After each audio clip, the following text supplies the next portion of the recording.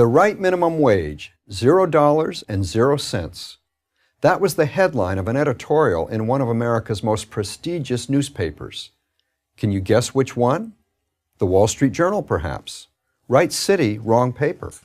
This editorial appeared in the New York Times in 1987. There's a virtual consensus among economists, the Times wrote, that the minimum wage is an idea whose time has passed.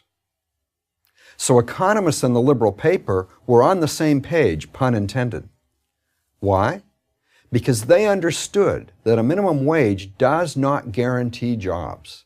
It guarantees only that those who get jobs will be paid at least that minimum. And that leads to two bad outcomes: unemployment and higher prices. I can best explain this by asking a simple question. What is a wage?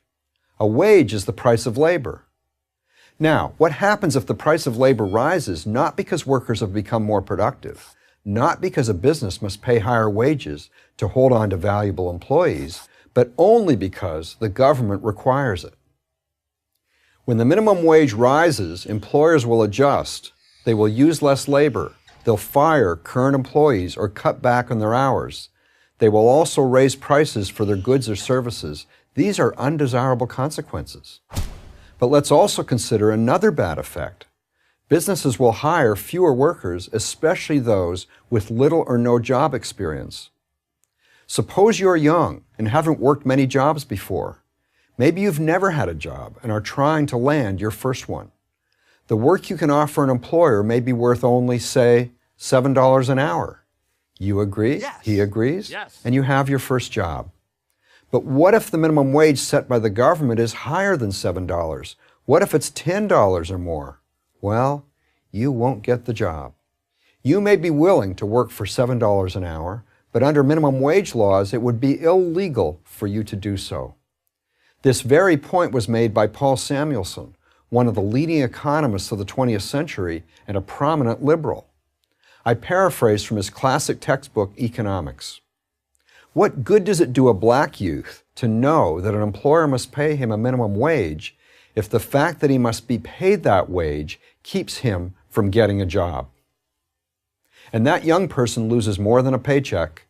He also loses valuable work experience, learning to accept responsibility, dealing with a boss, getting along with coworkers, all the things that demonstrate to an employer that he made the right choice in hiring, and all the things that will help that young person get a better paying job down the road. Yes!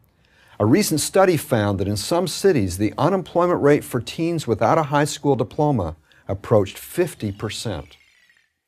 Pricing these teens out of the labor market does them no favors. It's not doing the rest of society any favors either. Teenagers who can't find jobs often find trouble. Advocates of a higher minimum wage argue that while some young people might be priced out of the job market, this is outweighed by the fact that those who have minimum wage jobs will get a wage increase. But that doesn't mean they'd be better off. It's true that the government can force business owners to pay its minimum wage workers more per hour, but it can't force these business owners to pay them more per week.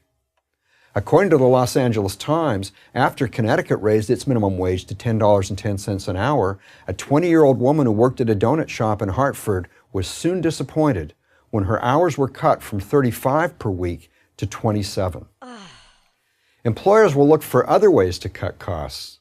The Economic Policy Institute, a union-funded organization that pushes for higher minimum wages, admits this. Employers, they write on their website, may be able to absorb some of the costs of a wage increase through higher productivity, lower recruiting and training costs, decreased absenteeism, and increased worker morale. How would an employer get higher productivity? By working the employees harder. How would an employer cut training costs? By training them less. So let's summarize. Raising the minimum wage makes it harder for young and inexperienced workers to get jobs, to get on that crucial first rung of the employment ladder. And many of those who do benefit from a wage increase will likely find those benefits undone. They will work fewer hours, will work harder per hour, and will get less training. Sounds like the New York Times had it right back in 1987. I'm David Henderson, the editor of the Concise Encyclopedia of Economics, for Prager University. Join Prager University, subscribe to our YouTube channel, and sign up for free at prageru.com.